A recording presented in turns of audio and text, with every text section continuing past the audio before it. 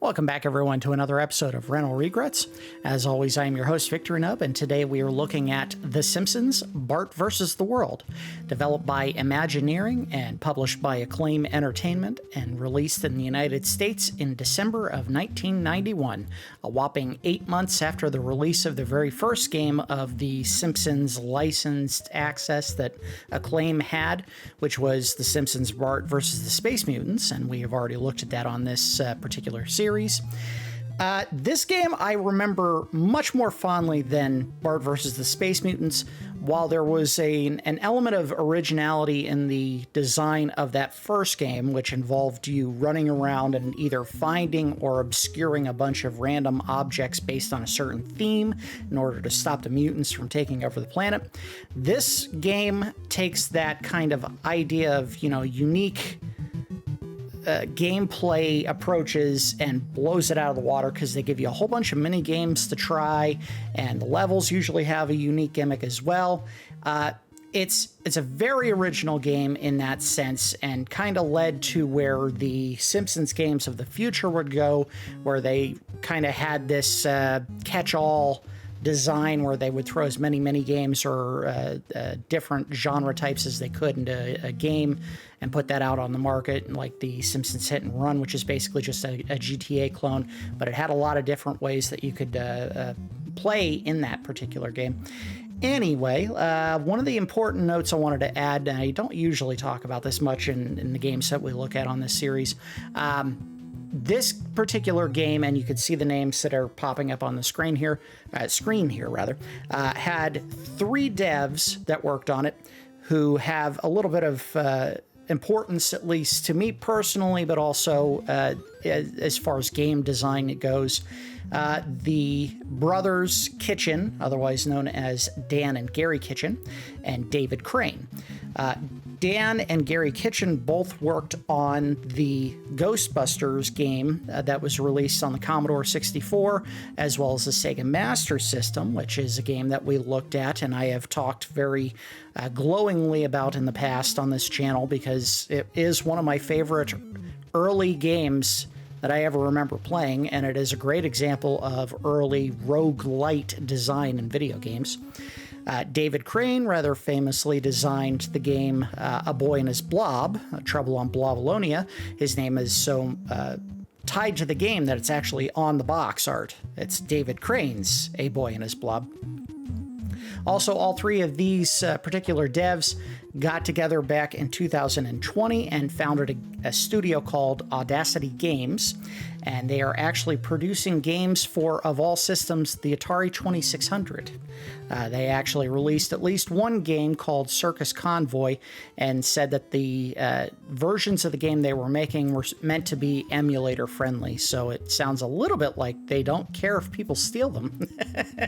I'm not saying that's what they're saying by saying that the games are emulator friendly. I'm just saying if you put that as part of the marketing for a game, you're basically saying, yeah, if people want to just steal this, we're not going to have a problem with that. Anyway, let's go ahead and get started with the game. The following program has been made possible by a grant from the Springfield Nuclear Power Facility. Put away your homework. Put away your homework. Don't touch that remote control. Why did they slow down for these tiny blurbs and speed up for the really big one? From Springfield to Fiji to your little town, I can't even speak now. It's the Krusty the Clown Show. Let's see if I can do a bad Krusty. Hey, kids! Yeah, that's terrible. It's time to announce the winner of the Springfield Art Contest. This talented kid gets to take his or her entire ... family on a worldwide Krusty treasure hunt. And all they had to do was eat a box of Krusty-Os with the jagged metal Krusty-Os inside. They'll search 3 continents for rare, one-of-a-kind Krusty licensed merchandise and a whole lot of ... regular cheap stuff, too. Well, at least they got that aspect of the character right. All entries will be fairly judged by power plant owner C. Montgomery Burns, Mr. Montgomery Burns, and will become his soul of a shoe. Property of for all eternity.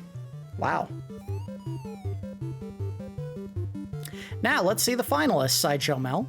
At this point, I guess they had already kicked Sideshow Bob off. First, there's this lovely watercolor by Mr. Flanders. They sped through that. Next, dignified portrait by Martin Prince. Then there's this one from Bart Simpson, which is obviously the bad one. And the winner is... Bart Simpson? Wearing his usual white-rimmed t-shirt? Whatever. Our plan is going according to plan, Mr. Burns, sir. Yes, Smithers.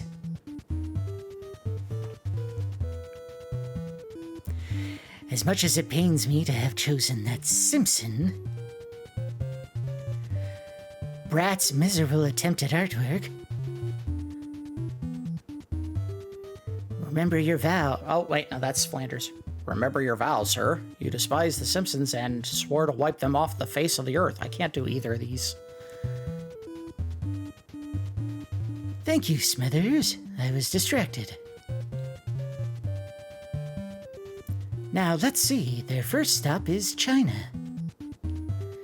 My third cousin, Fu Manchu Burns, wow, that's racist, should make quick work of them. Okay, so the way the game works is you have a bunch of mini games that you can play. Yeah, I think they're all mini games.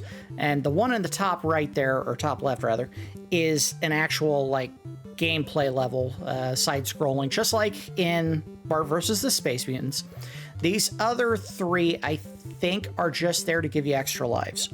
I think we'll try all of them. I may tap out on the sliding puzzle if I cannot get it to complete quickly enough. Card match is just like memory, where you flip 2 cards, and if they match, you get to keep going. And if you don't get them right, I think you get 2 tries, and on the third one, you basically get wiped out of the game. And then when you go back, you have to start all over with a fresh board.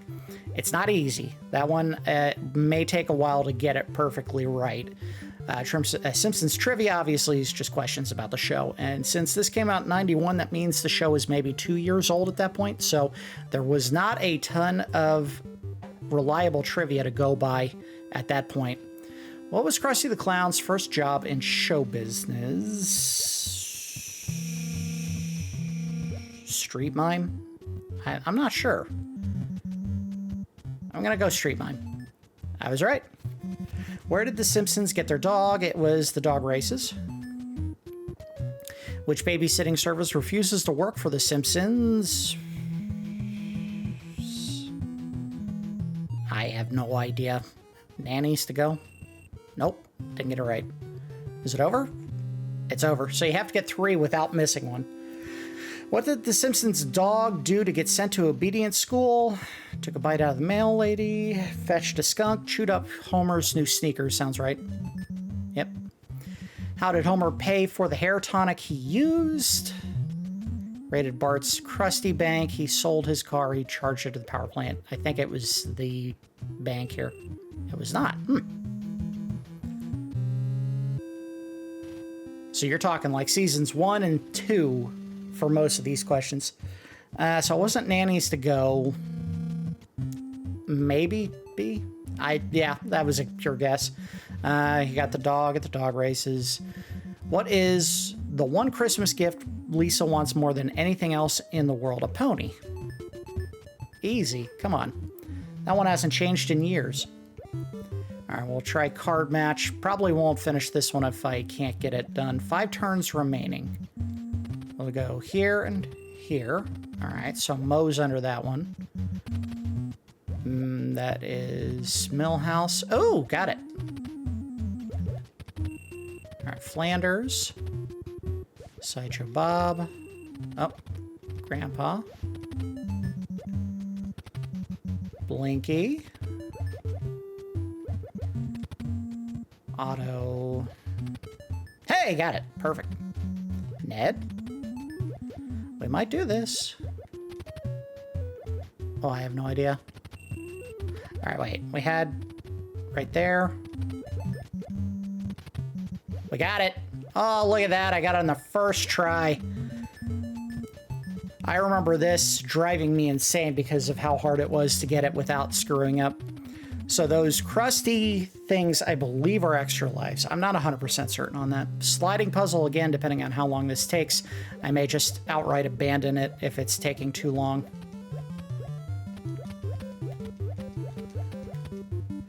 I think I got the first row done. All right, let's see. 4, 5, 6, 7. I'm going to move 7 up to the top right corner of the map, just so we have it available.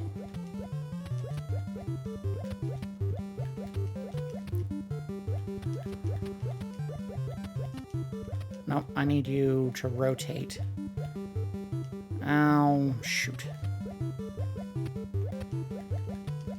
There we go. So, done, done. Now we work on the bottom here.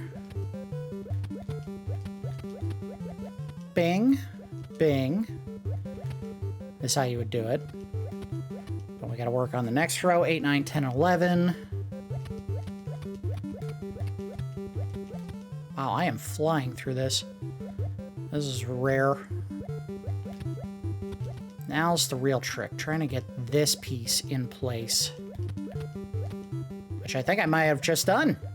Holy crap, this may be the fastest I've ever finished a sliding puzzle in my life. I can tell you, I have spent like hours sometimes on the stupidest little thing on a sliding puzzle trying to get a piece somewhere where it belonged and just failing miserably because I could not figure out what routing path I needed to take to move a single piece around the board. So that was a small miracle. And no, I didn't practice that before we started the episode today. So that was impressive that I got it done. So again, these are the levels that play a little bit more like your traditional side-scrolling.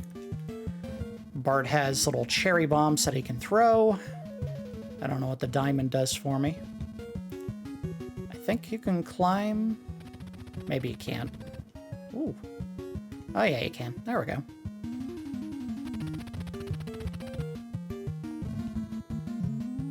And I don't know if this is like the first game where you hold down the jump button and move faster. It is. Another really weird, bad choice, frankly. Catch! Oh, suck it. Got another, what I think is an extra life. Now, I do think they're a little more generous with the amount of hits that you can take in this one, where you can actually take more than just the 2 hits before you die. In this one, I think the blue dots are all health, so you could take that many hits before you die. Not sure how I get extra ammo for my weapon. Oh! All right, go, go, go, go, go, go. Get up there. Run. Get it. Oh, squishy, and I took a hit. Yeah, see, that was the little blue bubbles there. This is the health. Nothing to that. Oh, a goose, which I'm sure is going to hurt me if I touch it. Oh, oh! I should have just thrown a... Yeah, that was dumb. I knew it was coming, and I still took the hit. I think we're almost to the top. Yeah, I can see where the thing curls. All right, cool. We have plenty of ammo now to defend myself.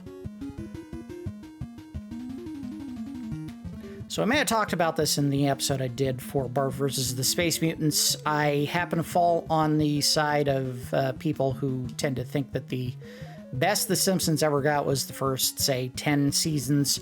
I would go even further than that, say maybe 11, 12 had some pretty good episodes as well. My favorite episode of all time, and we may or may not have talked about that in the first episode, was probably The Joy of Sect, which was an episode they did about Homer joining a cult called the Movementarians. And it just had some of my favorite jokes of all time from the series. It had a line that he used to say all the time whenever he was, like, trying to... I think in that episode he... I have no idea how you jump higher. I don't know, maybe you can't jump higher. Jump... Nope. Come on. Nope. I don't know how you get that. They had this recurring bit that, well... recurring if 2 times counts as recurring, where he would be talking to someone and they would mention something that he liked, and he would just push them out of the way and yell, "Out of my way, jerk ass!" All right, so there is a second of these sails that we can go on. It also had a great gag where the kids all decided to join the cult as well. Marge was obviously the voice of reason in that particular episode, and she had to get Mr.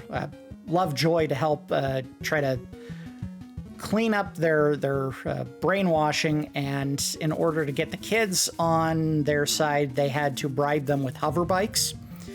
And the great bit of that is that by season 9, the show had kind of locked in a certain standard for what the characters should look like proportionally, and all of their... Oh, crap, I died. Proportionally and animation or movement-wise, they were all supposed to look and act a certain way. And when they did the bit for the hover bikes, they actually broke that standard a little bit, because they had... I think it was right here? Okay, cool. I got Maggie, and I think that's how you send her home. Or not. All right, so what did that do for me?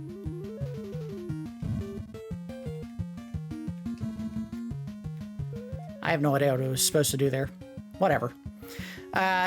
When they got the bikes, and they actually had the bikes in the episode, they had a little bit of continuity breaking, in that they had Maggie get on the bike and start pedaling the foot pedals, and they made her legs abnormally long. And if I can get a picture, I'll show it on the screen here. But it was just so weird that it sticks out in my mind every time I think of it, because of how off they got that part. And I think at that point they were still contracting all the animation work out to a studio in South Korea, if I'm not mistaken. All right, so this is the last level we have to do in China, and we do have to do it all on his skateboard. Except for the boss, Miss Lisa. Uh-oh. So he does have 5 hits, and he doesn't fall off if he hits any of these obstacles, but obviously he's not supposed to be touching anything. Oh, come on. He does have the cherry bomb count, and I don't know if he ever actually gets any. As if I get far enough in this... I missed the 2. We'll find out if I ever get any ammo. I mean, the only thing I would use it on is that dragon right there, which thankfully is always in the top.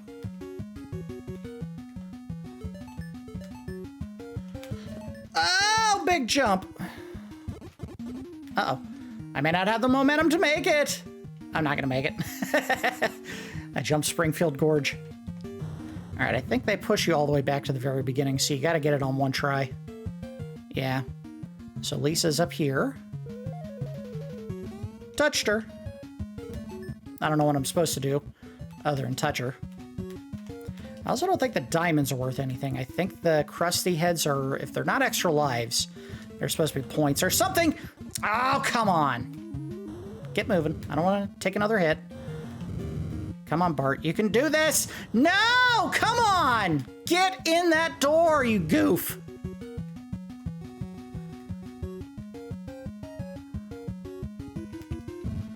Make the jump.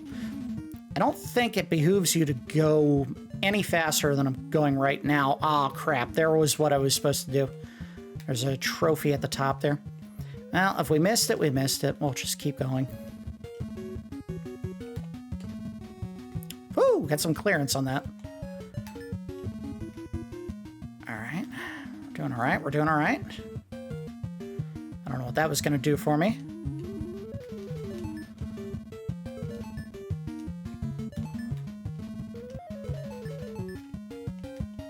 All right. Map! We made it. All right, so this is the final part of the area. We have to take on the incredibly racist caricature of Mr. Burns. Now, this is kind of tricky because you have to lob cherry bombs at him, and they will only land if the fan is closed. I think you can throw them. Yeah, you can jump and throw them. See, he'll block them if you don't hit while he's... Ah, crap. And I don't think... Well, maybe you can hit his feet. Yeah, you can hit his feet. All right, so you can't jump too high. Or maybe I'm not hitting at all.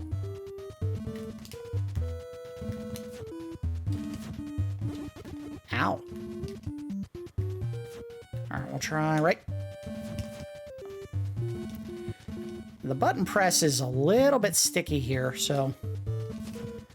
And I don't mean my controller is sticky, I mean it's not landing the way I would like. The good news is they don't, like, limit how many times you can take a shot before you run out of ammo. They give you ammo. All right, so it only counts if you hit the head.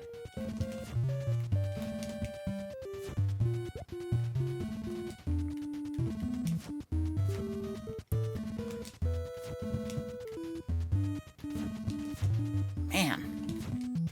Oh. It also looks like you have to do it. It might be because you have to do it within a certain distance. Like, you can't be too far away when you take the shot. Oh, not easy. This is not an easy... oh, come on! Got him. Got him.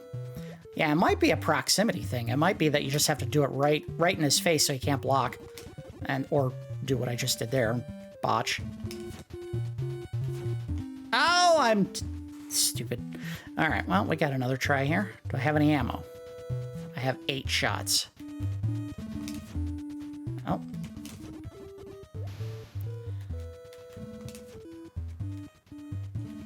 You know what it might also be is I might have to hit the things he's throwing in the air, which is even trickier. But I don't think that's what I did the first time I hit him. Yeah, that didn't count.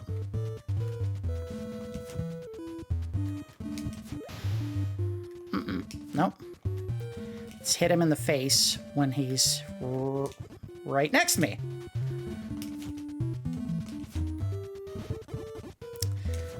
I really gotta stop doing that. Come on, hit him. Oh, come on. Man, they are not forgiving with the timing, the button press, because there's like a certain spot where when you press the button, it's not gonna go. The cherry bomb's not gonna go when you throw it. That stinks. I want to get past this area, but I can't make any promises if this keeps happening. I think what we might do is we might just save state here. I know, I don't do this very often. I don't like that. I like the gameplay to be a little more organic, but I feel like this is pretty cheap considering everything else up to this point was manageable, and this is just an exercise in frustration.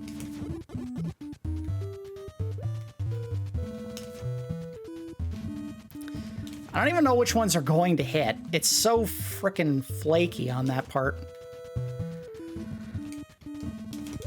And I really wish the button presses would go when I hit. Come on.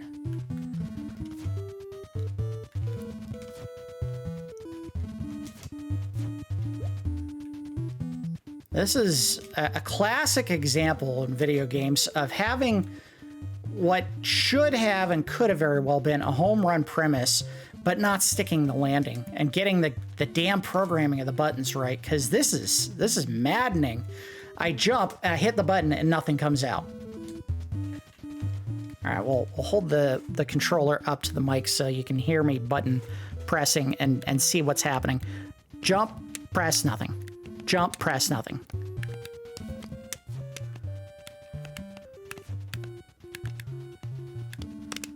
Nothing. I don't understand that. Why would they make the... And it's partly because if I press the attack button while I'm holding the jump button, nothing will happen. The game doesn't want me to do both at the same time. I'm just gonna start flailing. I hope I hit him. There we go. Jesus, that was... Oh, that was frustrating. Gongji, Bart. I think that's what it says. That's Mandarin for congratulations. Here's how many collectibles you found in this level. Hopefully extra lives. Okay, we got 2. And I think you get something extra if you found the trophy, which obviously I forgot to grab, but whatever. And you found these unique Krusty items here too. Extra lives for each? Maybe? The Krusty toy junk. Oh, that was the ship. Okay. So this Simpson boy has something of the scrapper in him. A. Smithers? Oh, I didn't do my Mr. Burns voice. Well, the Burns family has never been one to back down. From a good Donnybrook. Who says that word, Donnybrook? Call the North Pole and contact my second cousin's... It's just, he's becoming Ronald Reagan now. Nephew's cousin. Mr. Gorbachev, tear down this wall. We like to call him the Abominable Snowburns. I'm just going to stop doing the voice. All right, so more games. We got Igloo Shell Game, a slot machine, and another sliding puzzle. We'll do Shell Game. All right, everyone tracking? I think I have it. On the far right.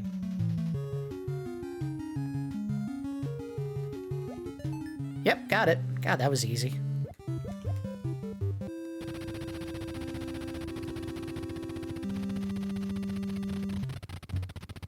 Nothing. Yay. All right, we're not going to do this one forever. I'll give it 1 or 2 tries and then we'll call it.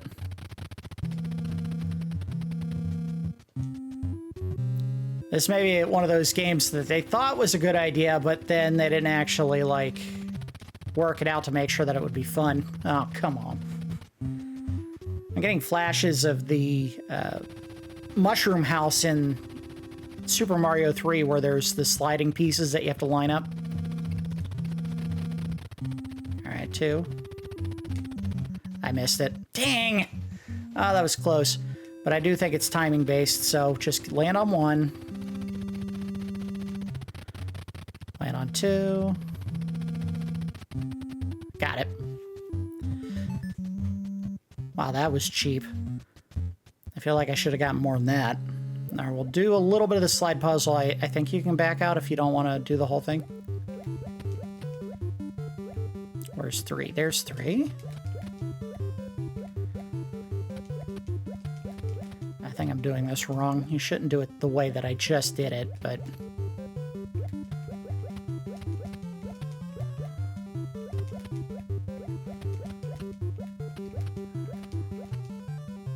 Nope, no, do this. Bing, there we go. So let's assemble the next row, or at least as much of it as I can.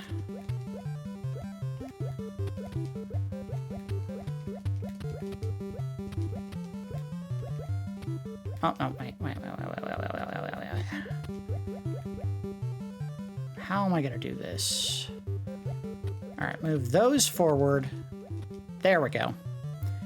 And then we'll do what I did last time where I just create an extra space there. So I want 8 in that top spot.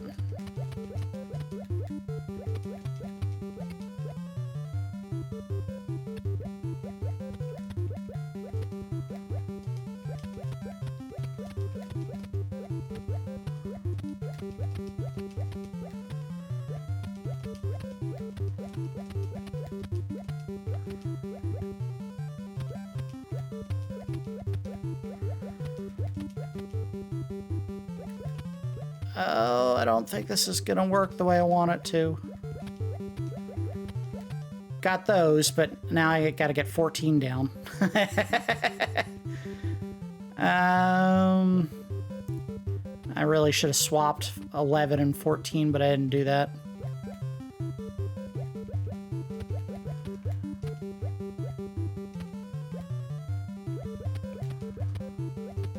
Wait. I Got it. Wow. I used to be so bad at these, and I don't know, I guess I've figured out the secret sauce to getting those done. Okay, well, they start you off real in this one. Come on!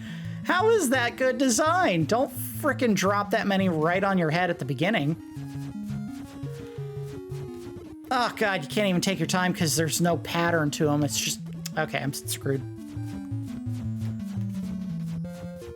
I think it's maybe where we stop. Made it.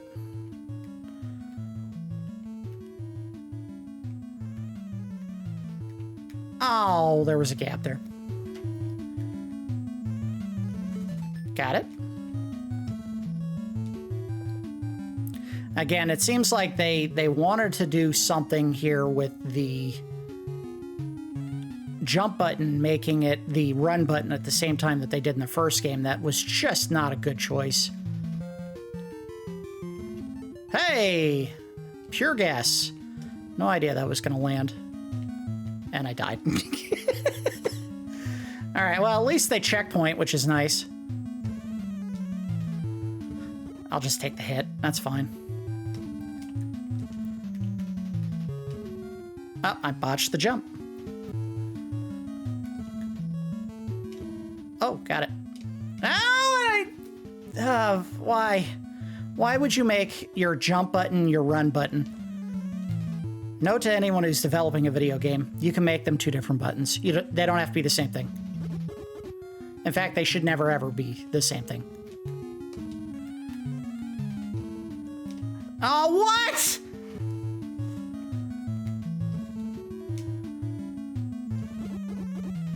Yeah, this is going to be the breaker. I can't get past this jump. And that's because you have to hold the run button before you make the jump, and who knows if I'll be able to get this right.